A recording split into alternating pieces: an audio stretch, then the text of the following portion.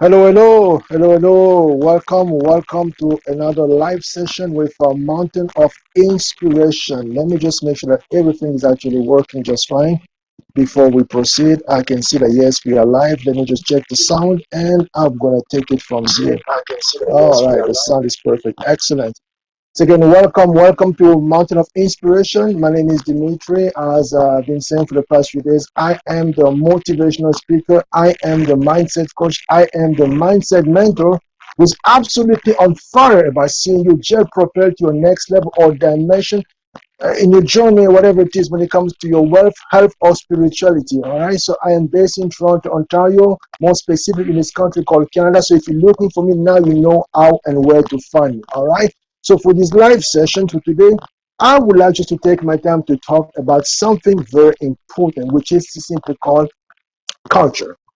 Why we need to actually have a strong culture around us when it comes to our own personal lives as well as our businesses, and why we need to actually make sure we take the time to really redefine, to define for ourselves what our vision is, what the values and beliefs are going to be, and what the priorities are going to be as far as our own life is concerned, and how basically this simple word called culture can come to basically shape us and shape basically the outcome that we are getting, and also ultimately the legacy that we're going to leave beyond. All right. And for you, I have just basically 6 reasons why everyone need to actually pay attention to this thing called culture, and how basically this thing called culture can actually basically help you shape the type of outcome you're going to get and the type of overall legacy you're going to leave behind when it's all said and done as far as your own life is concerned. All right. So let me just make sure I can take the time, first of all, to acknowledge everyone basically who's been joining us, who has just joined us when it comes to this live session.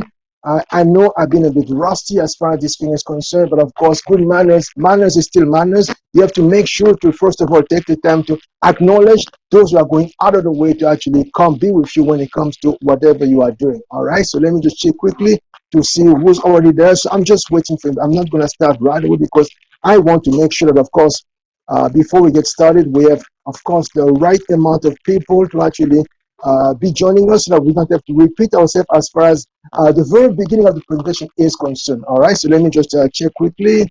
Okay, hello, everyone. Okay.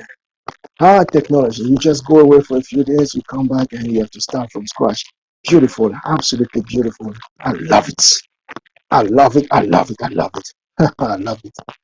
Okay, let me just a quick look again. Okay, for some reason this thing is not allowing me to do this, but let me quick look here. Okay. In the meantime, okay, let me see. Please bear with me. Okay, please bear with me. Let me just see how things are going on this side of it. Okay, one more place. Okay. It's a beautiful day. Okay. For some reason, I'm unable to actually see the chat session. I don't know why it's not letting me do this. I have absolutely no clue why this thing is actually giving me a hard time right now. But let me have a quick look. Now it's working. Perfect.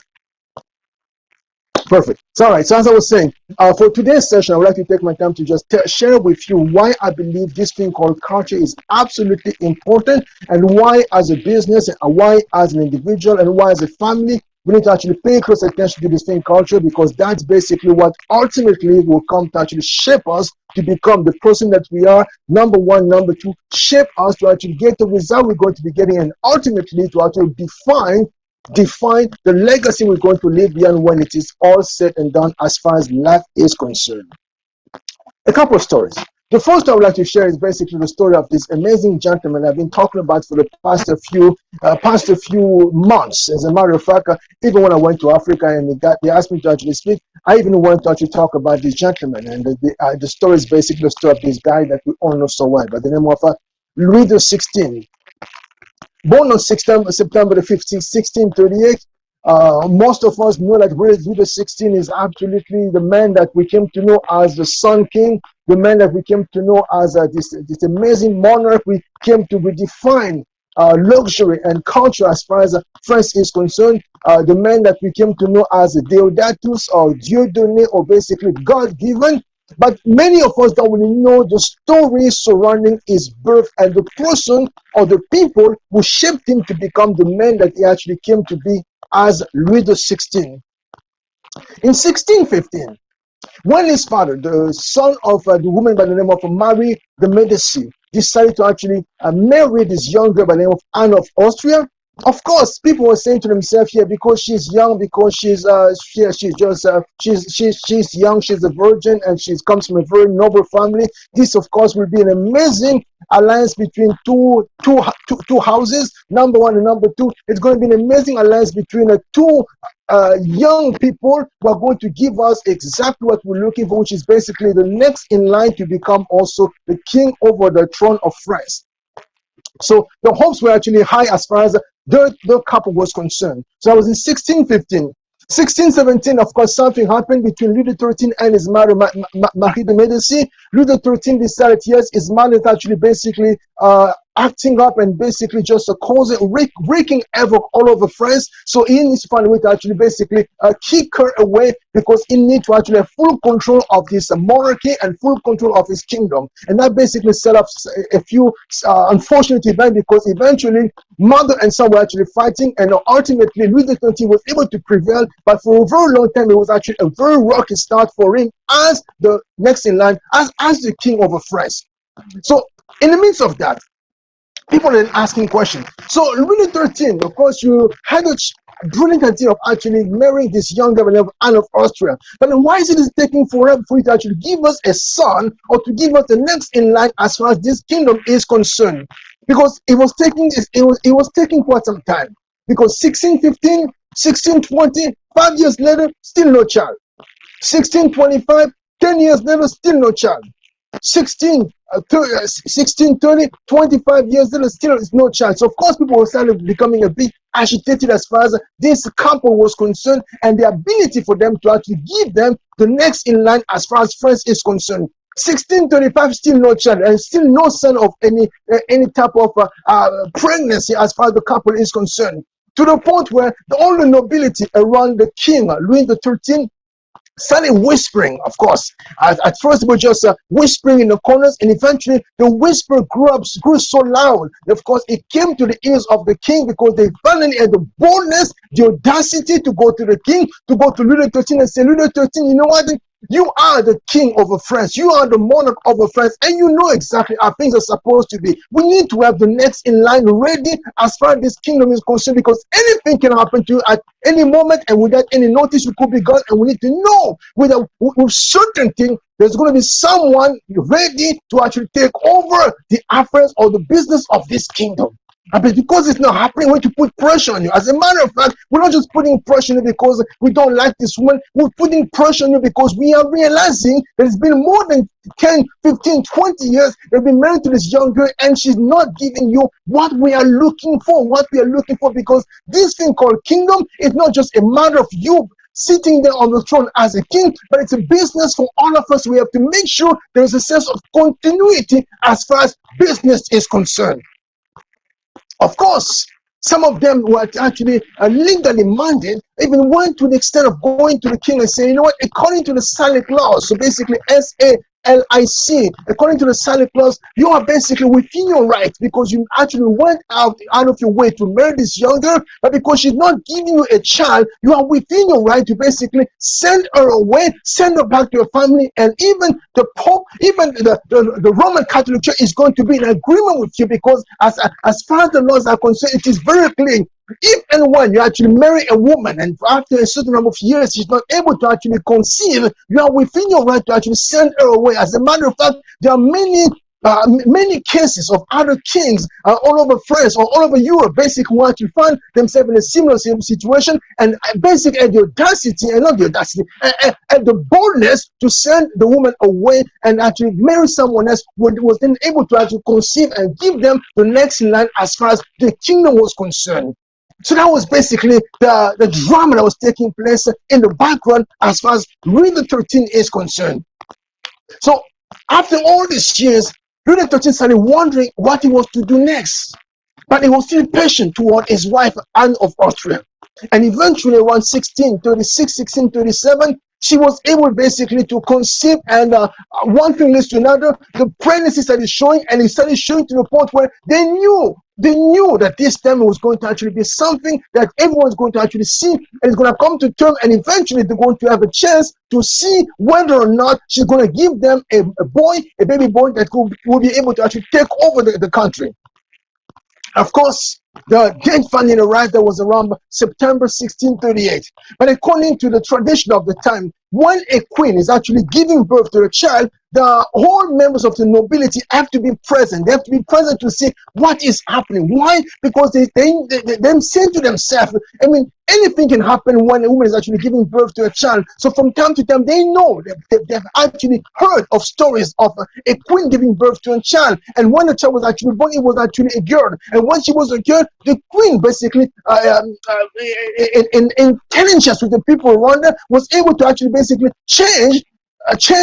switch basically the baby that she had actually given birth to, and actually take another baby and put that basically in front of people and say, this is my baby boy, I just gave birth to this baby, because they knew that a baby girl was not able to take over the affairs of a kingdom in ancient Europe. So according to the tradition, all the members of the nobility had to be present in the room to witness for themselves what was taking place in the room, to make sure there will be no room, no place, no time for the queen to actually switch the babies, in order for the members of the nobility and the country to be full to believe that somebody else was actually basically born to actually be the king over the country. So as the queen is there sitting there in the room, getting ready to actually deliver the baby, so all members of the nobility were actually basically standing there. I know that I've been telling the story for quite some time, but I need to actually tell the story because it is very important for us to actually understand who this woman was by the name of Anna, also, and how she actually managed to actually basically shape the mind of her son that was actually to be born on that one particular afternoon. So as the member of the nobility actually basically standing there, just looking out to see what's happening, of course they have to look very stern. Stern because they have to let everyone that can know that yes, this is a very serious business. We're not here to actually play around. We're not here to joke around. So you have to make sure that the baby is going to be born. It's going to be a baby boy. And not only that, we have to make sure the baby boy is going to be actually coming out of this woman. So they have to actually keep their arms folded like this, watching what was happening.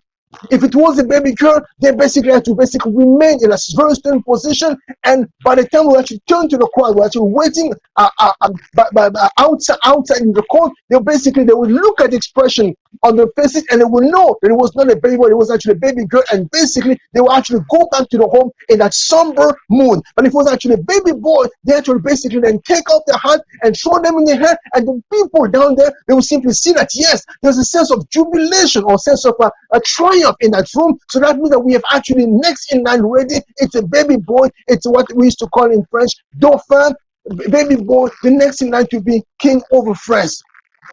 So after a few hours of labor, eventually the baby actually came out. And one thing leads to another. They checked the gender of the baby. It was actually a baby boy. Of course, the room erupted in celebration. They said, oh, fantastic. We finally have received what exactly we've actually been waiting for. We've been waiting for the arrival of a baby boy, and we are absolutely beyond blessed and beyond thrilled by the arrival of this baby boy. So when it comes to the naming ceremony, they decided to call the baby boy Deodatus, meaning God-given in French, Dieu donné, and more specifically, God-given. And they call that boy God-given, and they call him by the name of Louis after his own father. They call him Louis XIV. And this is the young man that came to be known in history, in the books of history, as the Sun King. Now, what is particularly interesting about the life of this young boy, because shortly after that, Anna also was able to actually conceive another baby boy that came to actually be known, came to be actually known as the brother to Louis XIV. But unfortunately for them, shortly after that, I believe 5 years later, so I believe 1643, Louis XIII, the father passed away. So these children basically had to be raised by the mother and raised by somebody else, because by the time the king was actually gone, and they have to be the next. Louis XIV was actually the next in line. So what did he do? The man is saying, you know what, I'm going to take over the affairs of the country, but I'm going to appoint a prime minister who's going to help me deal with the day-to-day business, day-to-day decision of this country. So I'm going to appoint one of the cardinal by the name of, if I'm not mistaken, Mazarin. So Mazarin, so Mazarin. I'm going to appoint this cardinal to actually be the prime minister of this country. No, number one, but also to be the mentor of this young boy, to tell this young boy basically how to behave and how to conduct himself as far as the affairs of the country are concerned. So basically, on one end we have the cardinal, and on the other end we have basically the mother of Austria. And in tandem, these two basically had to be telling the young boy how to actually govern himself. And of course, what they did it for the next few years, because by the time basically Mazarin was in charge, and by the time Mazarin actually basically had to exit because he passed away when the young boy was only 21, all this time the prime minister had to basically be teaching the young boy how to be a king, but also how to basically see himself as an individual, because culture is very important. So he actually took the time to establish a culture of rituals around the young boy, to tell the young boy that, you know what, as far as your name is concerned, your name means God-given, your name is Deodato, so you are absolutely special. You are God chosen as far as this country is concerned, as far as this economy is concerned, as far as the state is concerned. So you have to see yourself as an extra special boy. So that basically that's what he actually spent on a daily basis when he actually going to deal with the affairs of the court. So when he come up, he will then be looking at his mother, Anne of Austria, will be telling him basically the same thing, but from a different vantage point, because the mother was a woman of culture. So she took the time to actually give her son a sense of culture as well, give her a sense of actually refinement, and give her a sense of drama as far as presentation is concerned. So by the time that Mazarin actually passes away, the young boy was only 21. So he turned to the country, he turned to the ministers, he turned to everyone that was basically in charge of the country, helping run the country, and he said to them, from now on, I'm going to be the only one ruling over the country. There will be no prime minister. So everyone said, no, this young boy must be completely out of his mind. How can he rule over this country without a prime minister? This is a very dangerous decision. As a matter of fact, we can sense that this boy is not going to last long, because that's a very ill-conceived decision as far as the business of this country is concerned. Now, what did he not see is the fact that this young boy had taken the time to actually learn from the culture that Mazarin had actually been putting into his brain and into his heart. Had been also learning from his mother the culture of presentation, fine presentation, and drama that his mother had been teaching him basically within the confines of the palace. And by the time basically he took over the country, the young boy was ready. And he was so ready to the point where everyone was actually caught up completely off guard. Because by the time he said to himself, you know what, I understand that while I was nothing but a child, while I was just a child in the palace, I saw how the nobility tried to threaten the position of safety that my mother was actually clinging to. They made her feel completely unsafe as far as this business of a kingdom is concerned. So I have to find a way to keep all these crazy nobles close to me, because I need to keep an eye on them. So when he said to himself, let me devise a plan.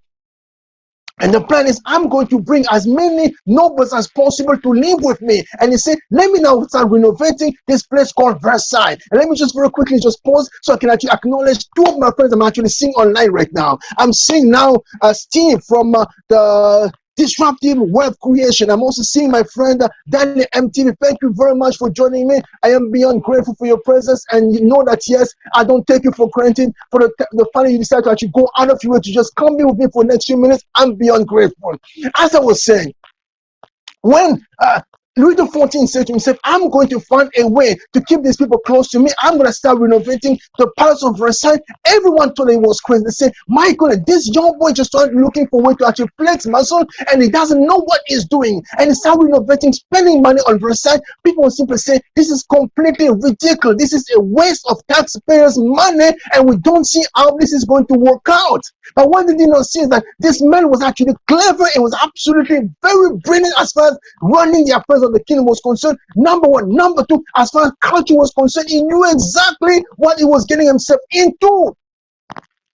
Because by the time this place, Versailles, was actually renovated properly, they came to realize that this man was a brilliant strategist, because he understood from his mother and from the Prime Minister Mazarin that yes, you have to understand that you are a very special person. You have to understand that you are God chosen. You have to understand that yes, you are very special, and you have to let everyone know that yes, you are very special. So you have to organize your life in a way that everyone around you know that you are very special. So what did he do? He decided basically to create his own chamber at the very center of Versailles, so that every other living quarter within Versailles will be basically around him. And by the time he actually brought all the nobles to live with him at Versailles, they realized that, you know what, this guy was a brilliant strategist. Why? Because on a daily basis, at the very beginning of the day, he basically put together is a ritual called le réveil. At 8 o'clock in the morning, every member of his family and every member of the nobility, one by one, had to come into his chambers to actually come greet him. Because you know what, slowly but surely he was telling everyone no, they were letting everyone know that yes, I am now the one in charge, to the point where they started calling him the Sun King, and he himself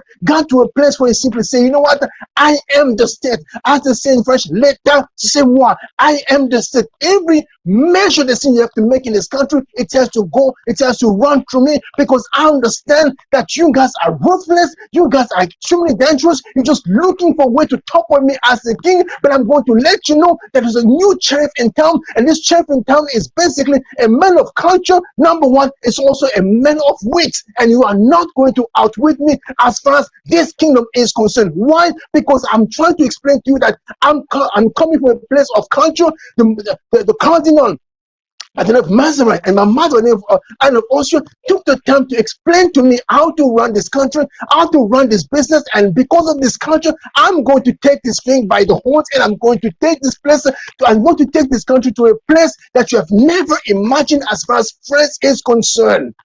And guess what? It was the longest serving monarch or king over ancient Europe as far as life is concerned. Why? Because he managed to actually take the country and bring it to a place of influence as far as the country is concerned, and number two, and also a place of stability as far as his own power is concerned. So that was my first example I just wanted to actually put on the table to actually just show why culture is important. That was one of the basic examples. The second example I would like to actually share with you.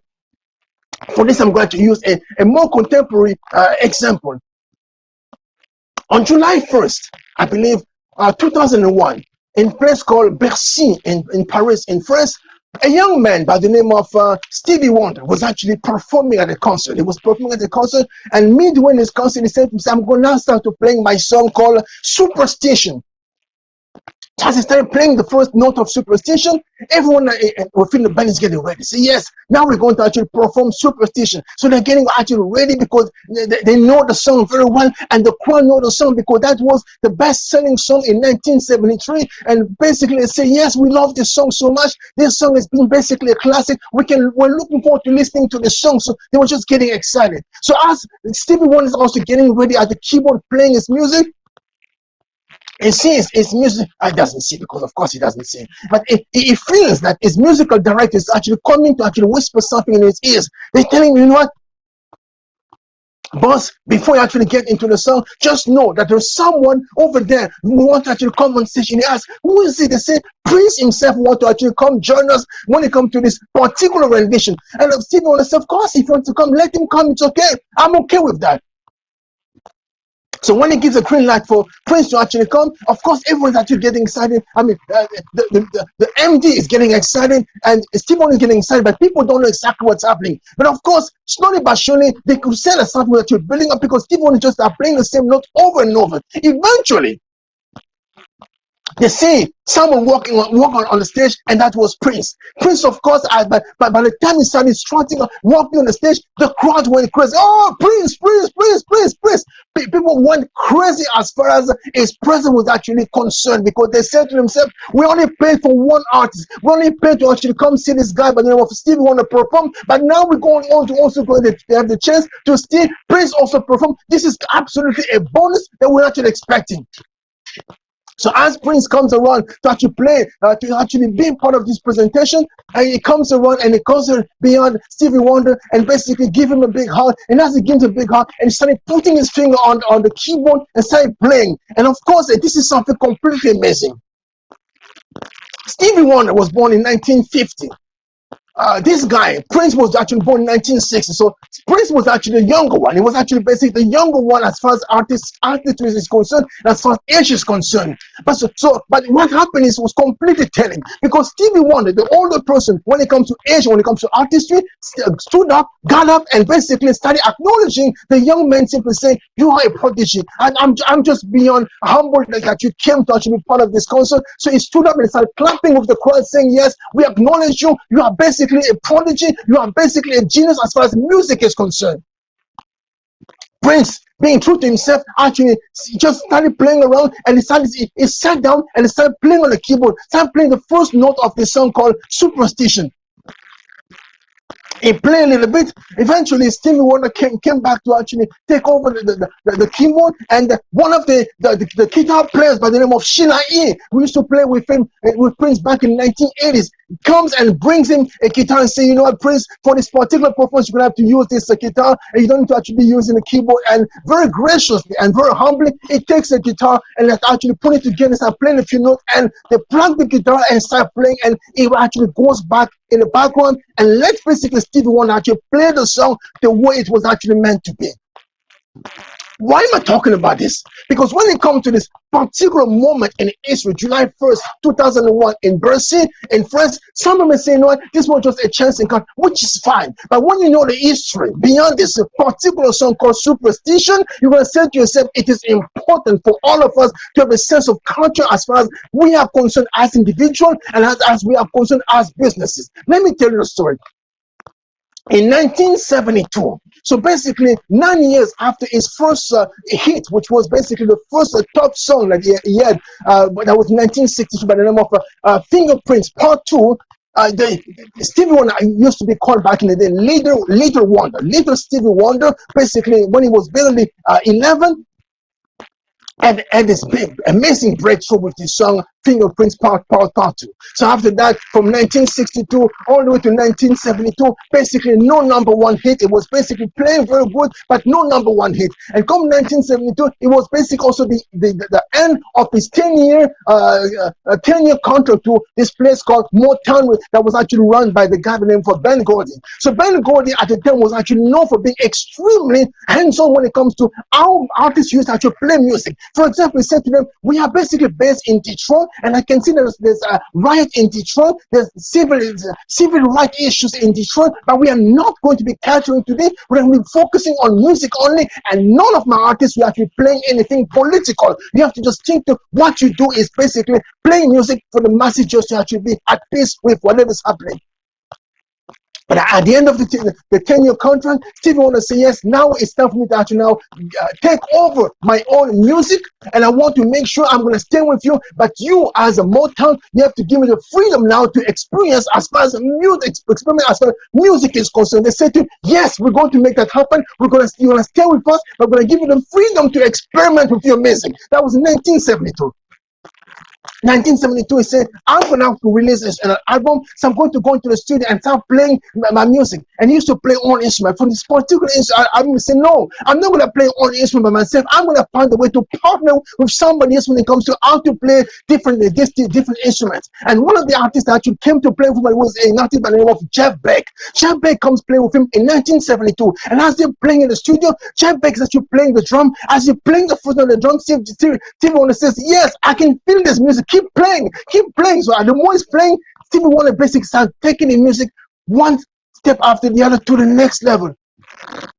And before you know it, they're basically the body of the music.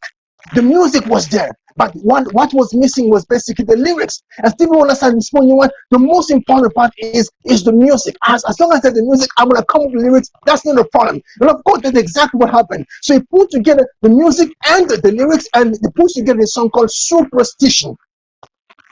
1972. Barry Gordy was basically the owner of a Motown. He said to himself, I can sense that this song is going to be a super hit. It's going to be a guaranteed success as far as commercial success is concerned. So there is no way I'm going to have to just pass this on. I'm going to find a way to explode this to the best of my ability. So he turned to Steve Jobs, to Stevie Wonder, and Jeff Beck, and he said to them, let's just have an agreement. Let's just have an agreement that this song is going to be released on Stevie Wonder's next album. And if you want to play the same song on your next album, Jeff Beck, you are free to do so. But this first song must be released amongst the song for Stevie Wonder's next album, because we need to actually promote his album as much as possible. Jeff Beck, of course, they just had a handshake agreement, and they say, yes, we're going to fund. Yeah, eventually, that's exactly what they did. And before you know it, this song came to be known as a song that basically was actually written and released by Stevie Wonder first, 1973. Of course, that song immediately was actually a commercial success. But that song, 1973, basically also now gave the world exposure or access to Stevie Wonder, the man. Because by that time he's 22. At 22, he said to himself, I am basically completely different. I cannot see with my eyes, but I can see with my heart. I can see with my eyes, but I can see with my heart. So again, very, very special. Stevie Wonder says, I cannot see with my eyes, but I can see with my heart. And what I can see with my heart is the fact that I am a bridge. I am the bridge between the past and the future. Culture is very important. Stevie Wonder says, I am a bridge between the past and the future. And because I'm a bridge between the past and the future, I'm also a bridge between the past, the fight that people used to have in America between different communities, between different ethnicities, between different groups. I'm going to actually bring the bridge amongst all these different groups of people and all different ways of thinking. So he uses that in his music, and that was in 1973. First example, I'm going somewhere. Of course, commercially, the song is a success. And lyrically, the song, of course, becomes a hit. And sonically, the song was also one of the songs that basically was breaking ground in a new way of actually playing music. So that was 1973. So 1974, 1975, Stevie Wonder said to himself, I'm going now to go to Jamaica, Kingston, Jamaica. I'm going to go to the country of Bob Marley. I'm going to go perform there because I want to actually do something special. I want to raise money for the cause of the people who can see with their eyes, for the cause of the blind. So I'm going to go to Jamaica to play that music. So as I go to Jamaica to perform, he said, I'm going to partner with local musicians. I know that in Jamaica there's a legend, there's basically a giant by the name of Bob Marley and the Wailers. But I also know that Bob Marley and the Wailers, they had to split. They went their separate ways in 1973. So, but as I'm going in 1975, I'm going to find a way to bring them all together. I'm going to find a way to actually bring back Bob Marley, Bunny Wailers, and Peter Tosh to come perform together with me on a particular day at the stadium in Kingston, Jamaica. And that's what they did. And that was basically the last time in history that Bob Marley, Bunny Wailers, and Peter Tosh were able to perform together on the same stage as Bob Marley and the Wailers. Amazing, brilliant. So, and that was also the last time that basically we had a chance to actually see basically a bridge between America and Jamaica in 1975. Why am I telling this story? Because this is a man who intricately knew that, yes, I'm connecting, I'm now bridging, I'm the bridge between different things. I'm actually at the center. I need to bring people close to me because I'm actually taking them to the next level. That was in 1975. I'm going somewhere. 1976, and then he decided to actually release another album by the name of Songs in the Key of Life. And one of the songs in an album called Songs in the Key of Life was actually called Pastime Paradise. That was 1976. So that song, when it was actually released, people were actually not really sure what that song meant. It was not so much a commercial success, but in himself he was saying, I'm a bridge. So the song actually putting out is a song that's not speaking to the people actually of this generation. It's speaking to the people of future generation. 1976, 1986, nobody's like paying attention to the song. 1995, 1996, that song becomes basically a household song. Why? Because there's another gentleman by the name of Coolio with a movie called Dangerous Mind, who actually set his eye on that song, Past and Paradise, and had to resurrect that song. And had to resurrect that song, people are start asking questions: when did the song come from? And basically, they have to go back to history to realize that it was a song written in 1976. And then, once again, they bring Stevie Wonder back to the stage, and to realize that yes, Stevie Wonder was simply a bridge between the past and the future, between different communities, and basically what it comes to next level artistry. 1976, I'm going somewhere. In 1980, in September 1980, signed basically after Bob Marley passed away in May 1980, he decided to put together an album, and one of the songs on the album was actually called Master Blaster. Master Blaster was basically a song that basically had some sound of reggae music, but the song was basically actually after another song by the name of Jamming by Bob Marley. He said to himself, in honor of this man who just passed away in May 1980, let me put together this song called Master Blaster. And that song is basically talking about how influential Bob Marley had been when it comes to music. And basically it goes on not only to acknowledge Bob Marley, but also to acknowledge history, because Bob Marley in the 1970s, he sang a song. A song was actually called Zimbabwe, and it says, freedom has finally come to Zimbabwe. So basically, you were basically a man ahead of your time. I saw it in 1975, and that's the reason when I brought I saw in 1975, I even had to perform two songs with you. And one of them was basically I Shot the Sheriff, and the other was actually called Superstition. So these three songs. So Superstition, the other song, Past and Paradise, and Master Blaster, these three songs within in the span of 5 to 6 years, basically let the world know now we're dealing with someone who is indeed a bridge between himself and different branches of history. But this was only possible because the man saw himself as a bridge. Just like Louis XIV only saw himself as a bridge between the old friends and the new friends he was actually going to actually give birth to, just as one person. So why this is important as far as you and I are concerned, as far as our business is concerned, as far as personal life is concerned? Because you know what? Your perception of yourself, how you see yourself, determine basically how you actually going to actually create a sense of identity for yourself. Stevie Wonder saw himself, perceived himself as a bridge. He said, I cannot see with my eyes, but I can see with my heart. With my heart, I can see that I can sense that the world is in need of a new solution, a new first lift, and I'm going to be at the bridge. I'm going to be at the juncture between the old and the new. And basically, he was able to demonstrate that, and because he led himself to the process, that perception gave birth to a new identity. So now I'm going into the different keys, the different benefits of actually having a strong culture, because culture is basically what allows for things around us to actually run.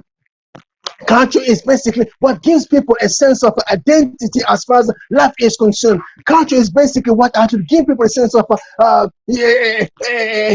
sense of narrative, common narrative as far as life is concerned. But culture, as far as our personal life is concerned, is what basically allows for us to actually basically perceive ourselves with in the greatness that was actually given to us when we actually came to this earth. Because Stevie Wonder and Louis XIV basically have one thing in common: they both saw themselves as people that were extremely blessed with extreme potential, infinite potential, and they said to themselves, we are special and we're going to use this specialness to make something happen. And because the perceivers are special, they actually gave birth to a new identity. So this is the second thing. And this identity that they have within themselves also then gave birth to what I would call different kind of result. But before I get to result, it gave birth to something more important. It gave birth to what I would call age for habit. So the identity that you have is going to then determine what kind of habit you're going to actually start developing as far as your life is concerned. But as we all know, your habit is going to determine the kind of paradigm you're going to be creating around yourself. So because they have strong habit, because Louis XIV have a very strong habit, because it creates some very strong rituals around him, of course, very quickly it created a very strong paradigm around himself, to the point he himself, at the height of his power, simply say, I am the state. The state is basically me. Any measure decision you want to actually take as far as this country is concerned, you have to run it by me. Similarly, when you look at the life of Stevie Wonder, it basically said so without saying so. It simply say, yes, I am the bridge between the old and the new. So any major shift that we're looking for as far as music is concerned, it has to actually come through me. And that's exactly what he did with all these three songs I just mentioned: Superstition, Master Blaster and Pastime Paradise. It was basically someone would simply say, I am the bridge. I am the bridge between the old and the new.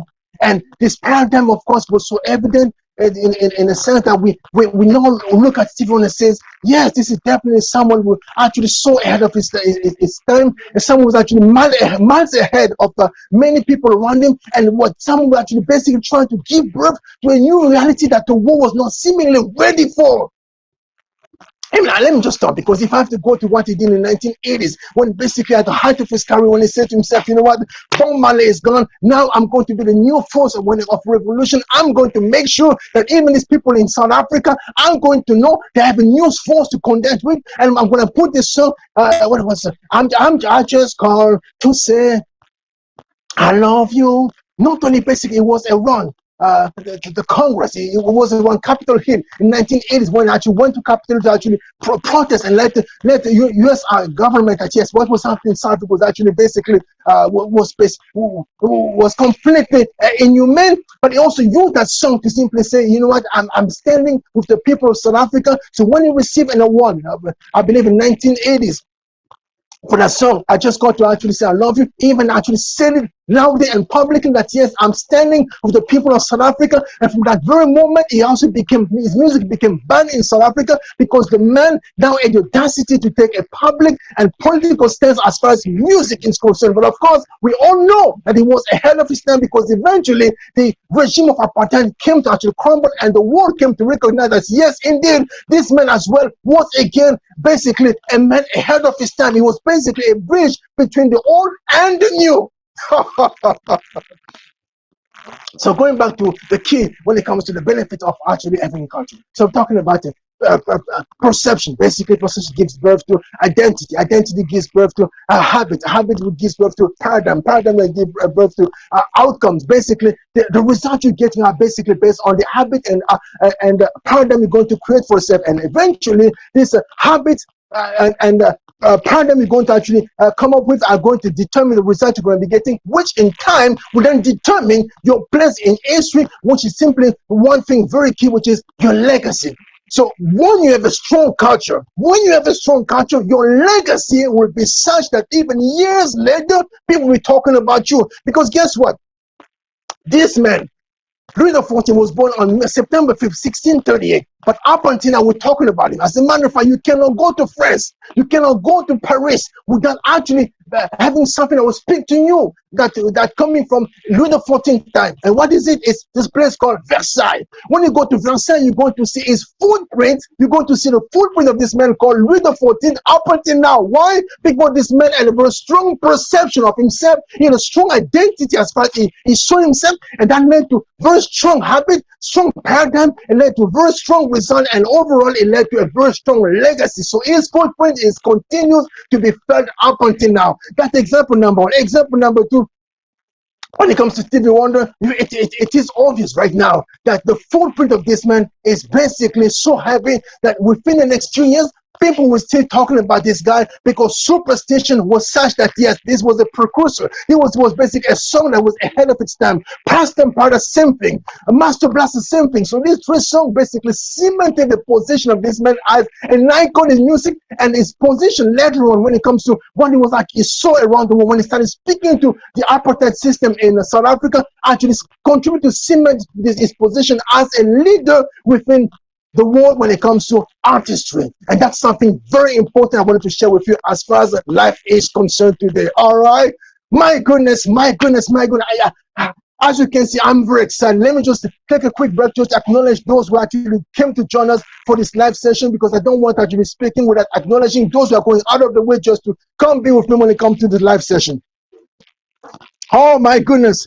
My good friend Steve is here, and I also have my good friend Leroy out of the United States of America. Leroy from 40 and Brook.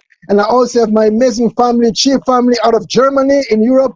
And I also have my amazing family as well, Ralphie Lopez official out of the United States of America, if I'm not mistaken. Thank you. Oh, thank you. I appreciate you. Thank you very much for the share. I'm beyond grateful for the share. My family, Chief family in Germany. I hope all is well with you. Know that I'm actually I'm paying a close attention to what's happening to your family. I'm praying and I'm believing definitely that the best is yet to come as far as your family is concerned. You are such a beautiful person, beautiful soul, and I want nothing but the best for you and your family. All right, let me make sure that I've acknowledged everyone, because yesterday, for some reason, I did not acknowledge some people who actually came to actually be part of the live. I think I've actually acknowledged everyone. So thank you very much. Yeah, so as I'm saying, it is important for us to actually have a very strong culture. And the reason why I'm talking about culture is because when I went to Africa a few weeks ago, and I was actually asked to speak at my mom's funeral, and as I started speaking about my mom, and the first thing that came to mind when it comes to my mom was basically the story of Louis XIV and his mom, Anne of Austria. And people ask me why I chose that particular story. Because I say that, yes, I'm a legacy. I'm a legacy. I'm a legacy in the sense that she was a woman of strong culture, and the footprint is basically the person I am today.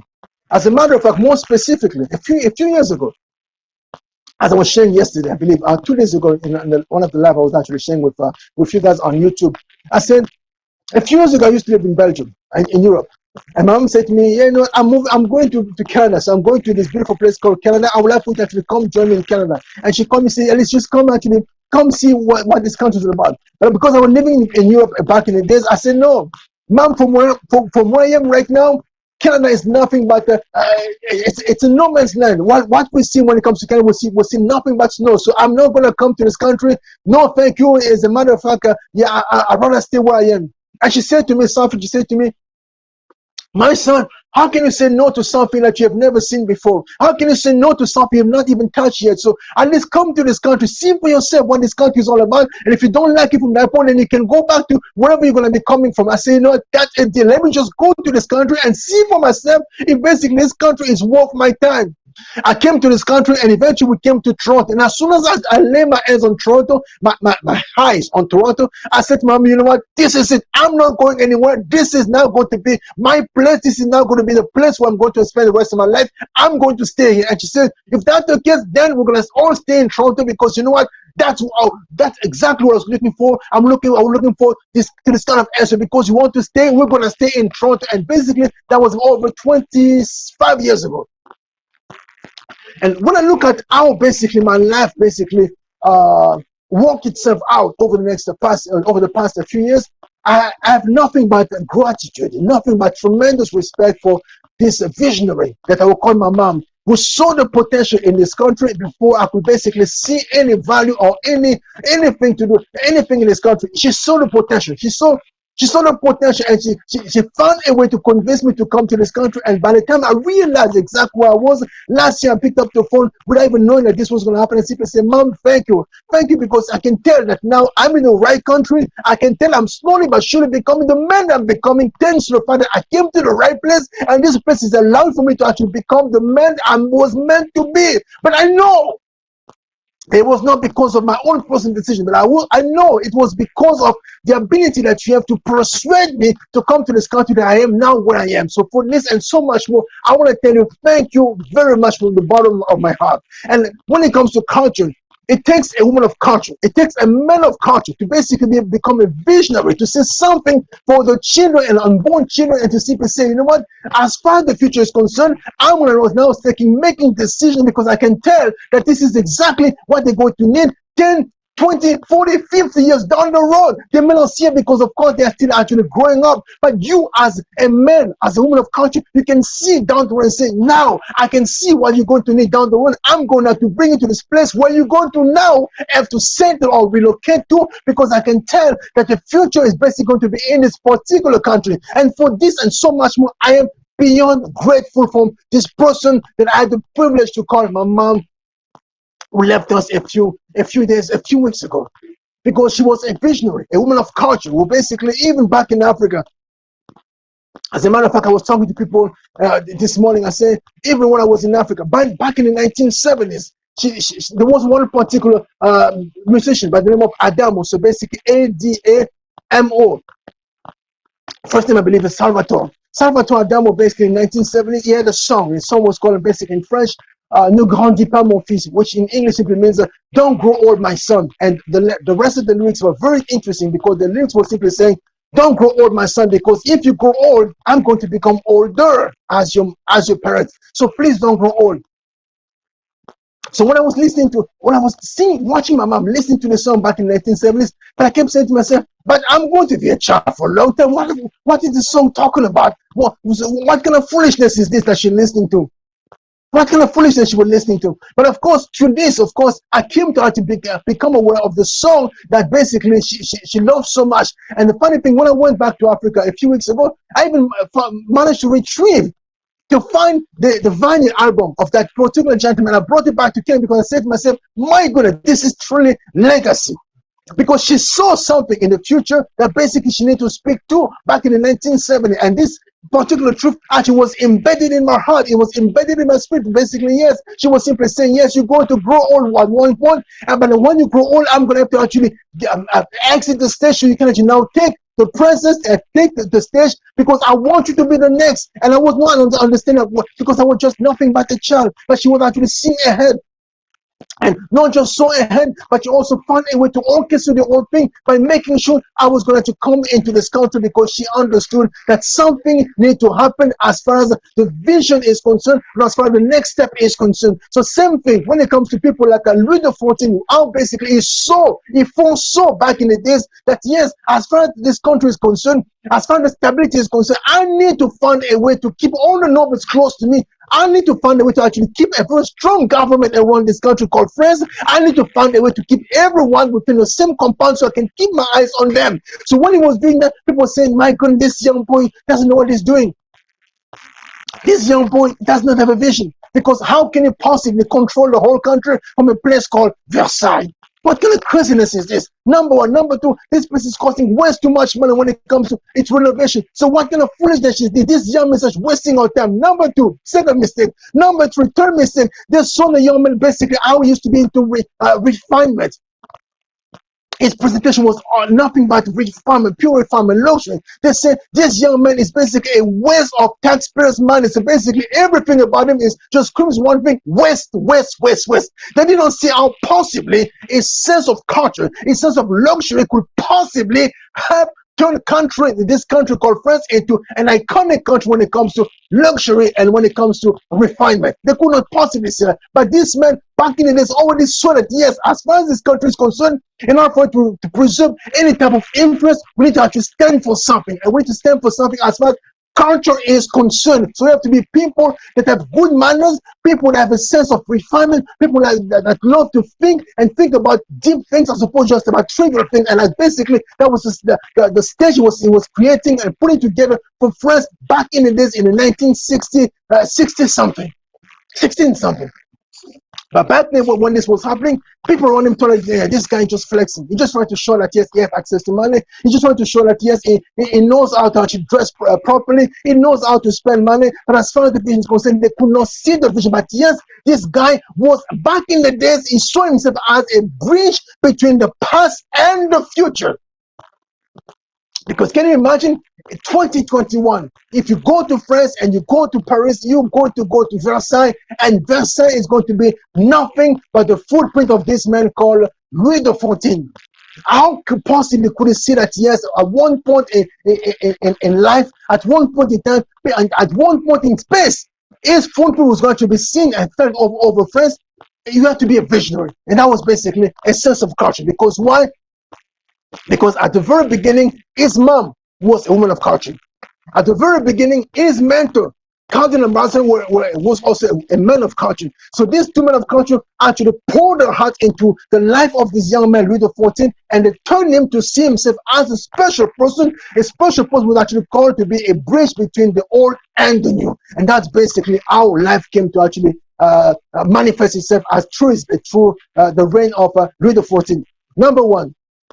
Number two, when you look at the life of this gentleman by the name of Stevie Wonder, you come to realize one thing. Yes, this is also a man who came to see himself as extra special. Not just special because, yes, he was blind and could actually play music. No, he came to see himself as special because, you know what, he could sense that, you know what, whenever I'm playing music, people from different backgrounds actually coming, flocking to me, and they're loving my music. So my music is supposed to bring them together, supposed to bring them apart. So what can I do with this power to bridge now something between what is happening now and the future that this country so deserves and so needs?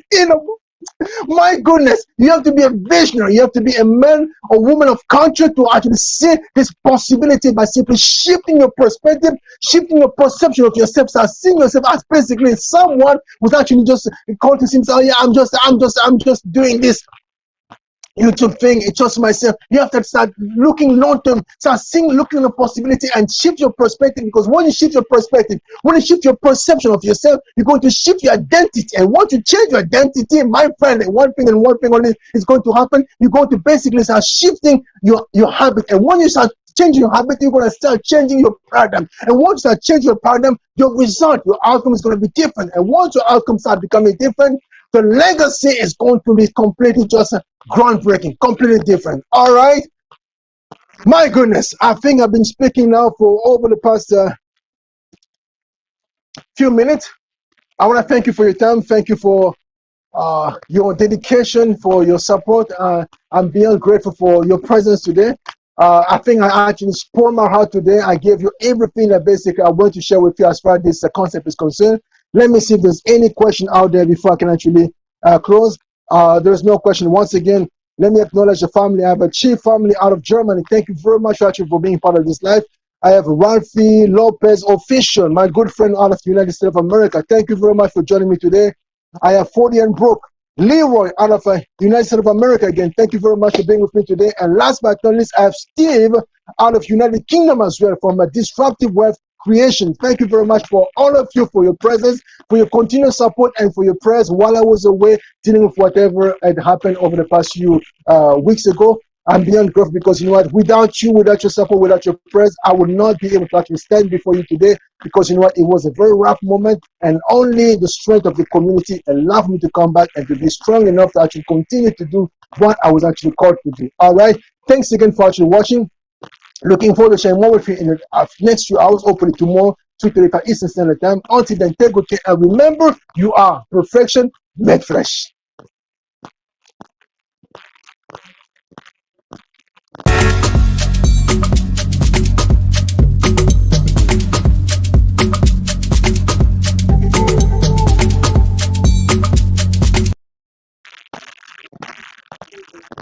Thank you, man. How long was it?